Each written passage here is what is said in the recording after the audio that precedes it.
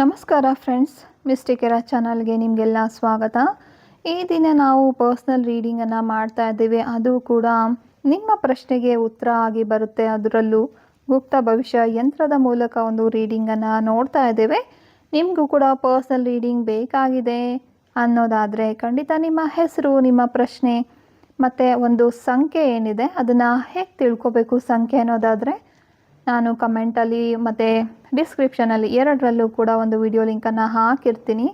ಆ ಒಂದು ಸಂಖ್ಯೆಯನ್ನು ನೀವು ಸೆಲೆಕ್ಟ್ ಮಾಡಿ ಕಳಿಸಿದ್ರೆ ಮಾತ್ರ ನಿಮ್ಮ ಪ್ರಶ್ನೆಗೆ ನಾನು ಆನ್ಸರ್ ಮಾಡಲಿಕ್ಕೆ ಆಗುತ್ತೆ. ಹಾಗಾಗಿ ಸಂಖ್ಯೆ ಏನಿದೆ ಅದನ್ನು, ನಿಮ್ಮ ಹೆಸರನ್ನು, ನಿಮ್ಮ ಪ್ರಶ್ನೆನ ಮೂರನ್ನೂ ಕೂಡ ನೀಟಾಗಿ ಒಂದು ಕಮೆಂಟ್ ಬಾಕ್ಸ್ನಲ್ಲಿ ಟೈಪ್ ಮಾಡಿ ನಮಗೆ ಕಳಿಸ್ಕೊಡಿ. ಆಗ ನಿಮ್ಮ ಒಂದು ಪ್ರಶ್ನೆ ಏನಿದೆ ಅದಕ್ಕೆ ಉತ್ತರ ಹೇಳೋದಕ್ಕೆ ನಮಗೂ ಕೂಡ ಒಂದು ಈಸಿ ಆಗುತ್ತೆ. ಪ್ರತಿದಿನ ಸಂಜೆ 5 ಗಂಟೆಗೆ ಈ ಒಂದು ಪರ್ಸ್ನಲ್ ರೀಡಿಂಗ್ ವಿಡಿಯೋನ ನೀವು ನೋಡ್ಬೋದು.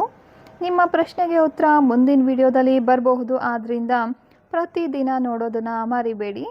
ಈಗ ನಿಮ್ಮ ಇಷ್ಟ ದೇವರು ಯಾರಿದ್ದಾರೆ ಅಥವಾ ಯೂನಿವರ್ಸಲ್ಲಿ ಮನಸ್ಸಾರೆ ಪ್ರಾರ್ಥನೆಯನ್ನು ಮಾಡಿಕೊಂಡು ನಿಮ್ಮ ಪ್ರಶ್ನೆನ ಮನಸ್ಸಿನಲ್ಲಿ ಕೇಳ್ಕೊಳ್ಳಿ. ರೀಡಿಂಗನ್ನು ಶುರು ಮಾಡೋಣ. ವಿಡಿಯೋ ಇಷ್ಟ ಆದರೆ ಲೈಕ್ ಮಾಡಿ, ನಿಮ್ಮ ಫ್ರೆಂಡ್ಸ್ ಆಗಿರ್ಬೋದು ಮತ್ತು ಫ್ಯಾಮಿಲಿ ಜನ ಆಗಿರ್ಬೋದು ಅವ್ರ ಜೊತೆ ಶೇರ್ ಮಾಡಿ.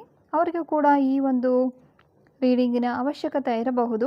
ಹಾಗೆ ಪಕ್ಕದಲ್ಲಿರುವಂಥ ಒಂದು ಹೈಪ್ ಬಟನ್ ಏನಿದೆ ಅದನ್ನು ನೀವು ಪ್ರೆಸ್ ಮಾಡೋದ್ರಿಂದ ನನ್ನ ವಿಡಿಯೋ ಇನ್ನಷ್ಟು ಜನರಿಗೆ ಹೋಗೋದಕ್ಕೆ, ನೋಡೋದಕ್ಕೆ ಸಹಾಯ ಆಗುತ್ತೆ.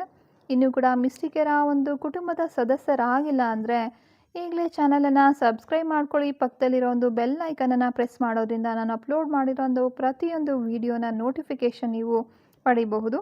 ಹಾಗಾದರೆ ಇಂದಿನ ಮೊದಲನೇ ಪರ್ಸ್ನಲ್ ರೀಡಿಂಗನ್ನು ಆರಂಭ ಮಾಡೋಣ.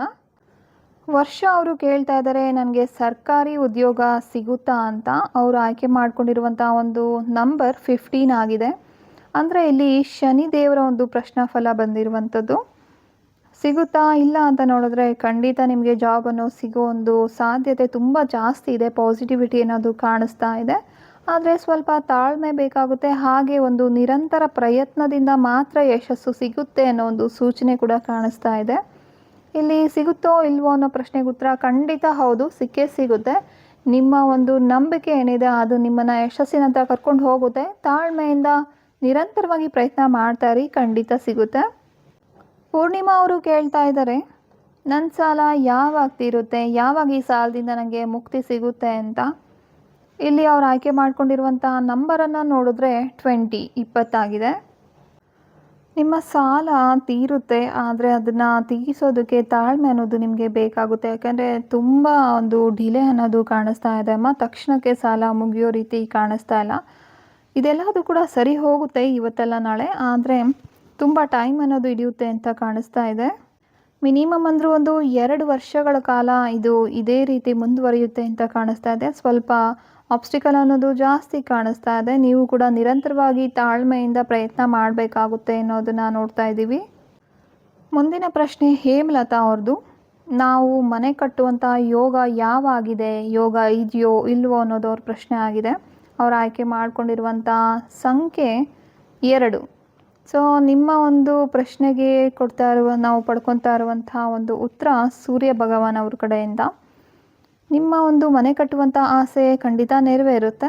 ನಿಮ್ಮ ಒಂದು ಮನೆ ಕಟ್ಟುವಂಥ ಯೋಗ ಒಂದು 6 ತಿಂಗಳಲ್ಲಿ ನೆರವೇರೋ ಒಂದು ಸಾಧ್ಯತೆಗಳು ಕಾಣ್ತಾ ಇದೆ. ಅಂದರೆ 6 ತಿಂಗಳಲ್ಲಿ ಮನೆ ವಿಷಯಕ್ಕೆ ಏನಿರ್ಬೋದು, ನೀವು ಜಮೀನು ತೊಗೊಳ್ಳೋವಂಥದ್ದಾಗಿರ್ಬೋದು, ಸೈಟ್ ತೊಗೊಳ್ಳುವಂಥದ್ದಾಗಿರ್ಬೋದು, ಈ ರೀತಿ ಒಂದು ಪ್ರಕ್ರಿಯೆಗಳು ಸ್ವಲ್ಪನೇ ಒಂದು 6 ತಿಂಗಳಲ್ಲಿ ಸ್ಟಾರ್ಟ್ ಆಗುವಂತಹ ಒಂದು ಯೋಗ ಕಾಣಿಸ್ತಾ ಇದೆ ಅಮ್ಮ.